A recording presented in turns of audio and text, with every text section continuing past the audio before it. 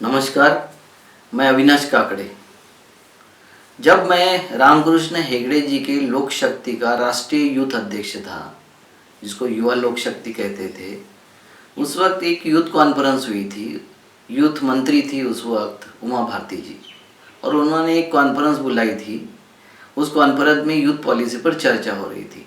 Naturally उस वक्त मैं यूथ का अध्यक्ष और महाराष्ट्र से था। तो वहाँ एक सवाल पूछा गया उमा जी द्वारा कि आप बताइए, ये भंडारकर में अटैक क्यों हुआ? आप नहीं समझ सकते कि ये वैचारिक लड़ाई है? क्योंकि उस वक्त अटल बिहारी वाजपेयी जी ने कहा था, विचारों की लड़ाई विचारों से होनी चाहिए। तो मैंने उमा जी से प्रश्न पूछा था कि कोई मेरी माता जीजाऊ को बास्टर्ड कह देगा, कोई सोयराबाई को कुटिल और कारिस्तानी कह देगा, षड्यंत्रकारी कह देगा, मुझे क्या करना चाहिए? उनको भी गाली बकना चाहिए कि हाथ में जूता पकड़ के उनका समाचार लेना चाहिए? क्या करना चाहिए? तो बोले नहीं, ये तो डेमोक्रेसी में नहीं चलेगा ना, इस तरीके से विरोध करना नहीं चलेगा। तो फिर मैंने प्रति प्रश्न किया था कि गांधी की लड़ाई तो विचारों की थी, वो तो कोई हथियार लेके नहीं चले थे, तो उनको मारने का कौन सा था? आप अभी भी गोडसे को मुर्दाबाद नहीं कहते हो, आप अभी भी सावरकर के बारे में भारत रत्न की बात करते हो। उस वक्त भी ये बात चल ही रही थी, तो ये कैसी विचारों की लड़ाई हो गई? आपने कभी बाबरी मस्जिद का विध्वंस जो हुआ तो अभी तक नहीं बताया कि बाबरी मस्जिद थी या मंदिर था, क्या था? अगर मंदिर था तो गिराया क्यों, और मस्जिद थी तो वहां गए क्यों? मगर ये कैसी लड़ाई है? आप गांधी हत्या को इसलिए मानते हो गोडसे को कि वो गांधी से ज्यादा बड़ा देशभक्त था। 55 करोड़ के लिए आप बोलते हो, झूठ बोलते हो। क्योंकि 34 में 35 में जब गांधी हत्या का प्रयास शुरू किया था आपने, उस वक्त तो ना पाकिस्तान की बात थी ना 55 करोड़ की बात थी। तो उस वक्त से प्रयास क्यों कर रहा था ये आपका गोडसे? तो आपकी बात अलग थी, आपका दर्द अलग था। क्योंकि यहाँ के जो पुणे के जो ब्राह्मण थे, उनके हाथ से सत्ता जा रही थी, और ये सत्ता की लड़ाई थी। आप बोलो ना कि सत्ता की लड़ाई थी, हमने हिंसक तरीके से लड़े, हमें कोई आपत्ति नहीं है। मगर आप जब उसको राष्ट्रभक्ति का, राष्ट्र प्रेम का मुलम्मा चढ़ाते हो और वो परोसने का प्रयास करते हो कि आप बताते हो कि हिंदू राष्ट्र बनना चाहिए। अबे हिंदू राष्ट्र अगर बनता तो ये देश ही नहीं बनता। क्योंकि कश्मीर से लेकर कन्याकुमारी तक कोई तुम्हारी संकल्पना मानने को तैयार नहीं था, आज भी नहीं मानने को तैयार होगा। आज भी आप करके देख लो, 20 करोड़ मुसलमानों के साथ आप क्या करोगे? बाकी बचे हुए एससी और ओबीसी के साथ, किसान जातियों के साथ आप क्या करोगे?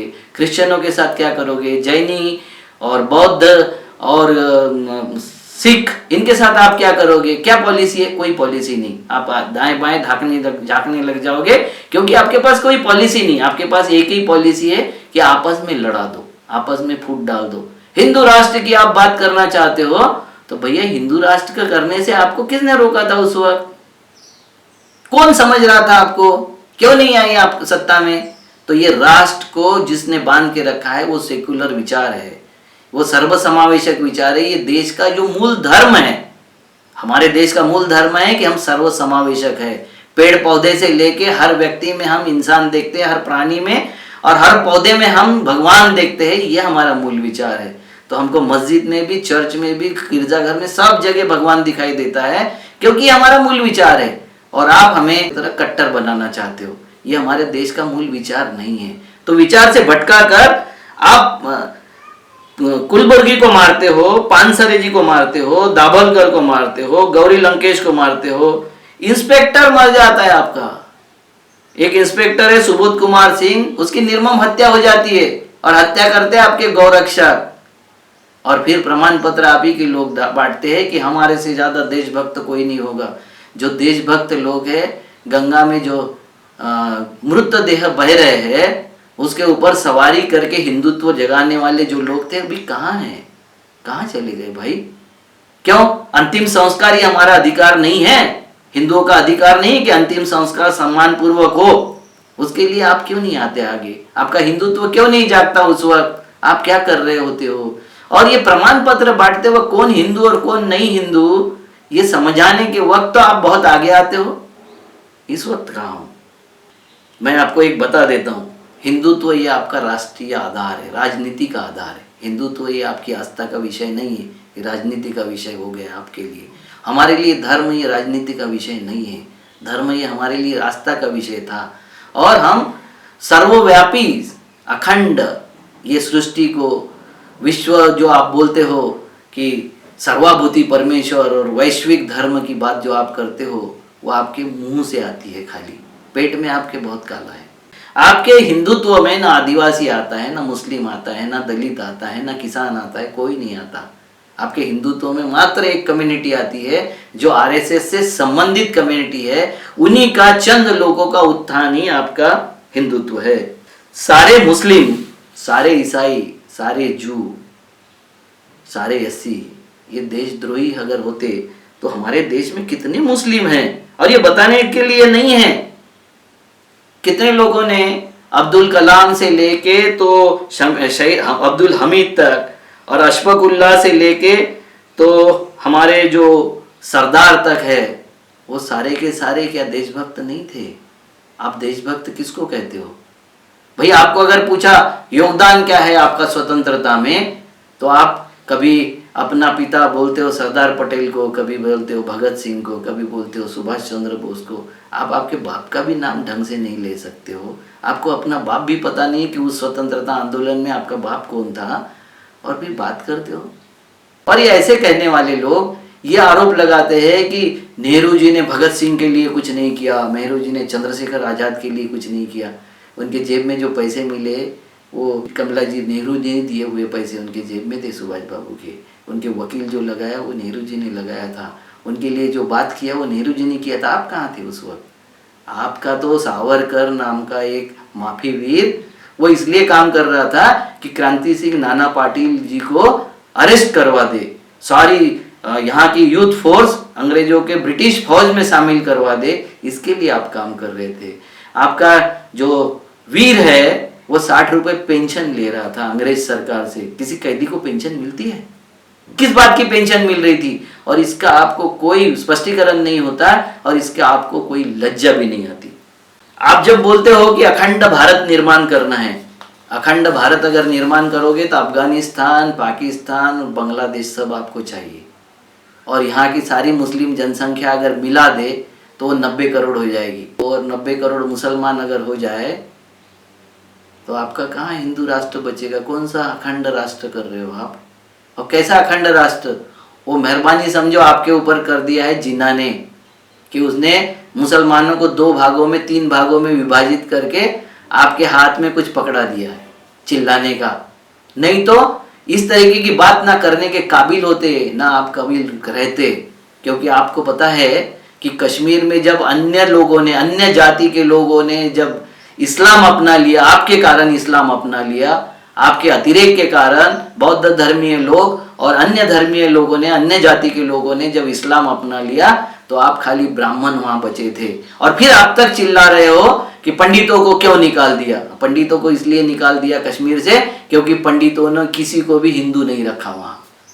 सबको इतनी प्रताड़ना किया, इतनी तकलीफ दिया कि सब लोग हिंदू धर्म को त्यागने के लिए बाध्य हो गए। आप जो जहर बोलते हो, मुस्लिमों का विरोध का जहर, अभी मैंने आज सुना पिक्चर एक ऐसी बनती है उसमें कैसे हिंदुओं को क्रिमिनल दिखाया जाता है। भैया पिक्चर बनाने वाले सारे मुसलमान तो है नहीं, पिक्चर तो उनको बेचना है, एंटरटेनमेंट का साधन है, उसमें भी आप ढूंढते हो, लव जिहाद में भी ढूंढते हो। आपके कितनी, मेरे पास तो पूरी कच्चा चिट्ठा है, मेरे पास पूरी लिस्ट है कि कितने आरएसएस के और बीजेपी के पदाधिकारियों ने अपने दामाद मुस्लिम चुने हैं, और कितने मुस्लिमों ने हिंदुओं को अपनी बेटियां दी, उसका पूरा लिस्ट है। वो लव जिहाद नहीं होता है, मगर किसी गरीब ने शादी कर लिया, गरीब की शादी हो गई तो वो लव जिहाद होता है। क्योंकि लव जिहाद भी आपका क्या है उद्देश्य? ये देश में धर्मों में, जातियों में, भाषाओं में विवाद पैदा करना, ये उद्देश्य है। इसकी वोट की बैंक निर्माण करना। आप हर वक्त कांग्रेस पे आरोप लगाते थे कि मुस्लिम का तुष्टीकरण करते, आप क्या कर रहे हो? आप तो बहुसंख्यक को तुष्टीकरण करने का प्रयास कर रहे हो, और तुष्टीकरण किसी का भी हो गलत होता है। जहां जहां जिस देश में तुष्टीकरण हुआ होगा वहां एक धर्म के लोग भी आपस में लड़ते। सीरिया में देख लो आप, दमिश्क देख लो आप, अफगानिस्तान में देख लो, पाकिस्तान में देख लो, हर देश में, ईरान में देख लो, इराक में देख लो, ये क्या चल रहा है?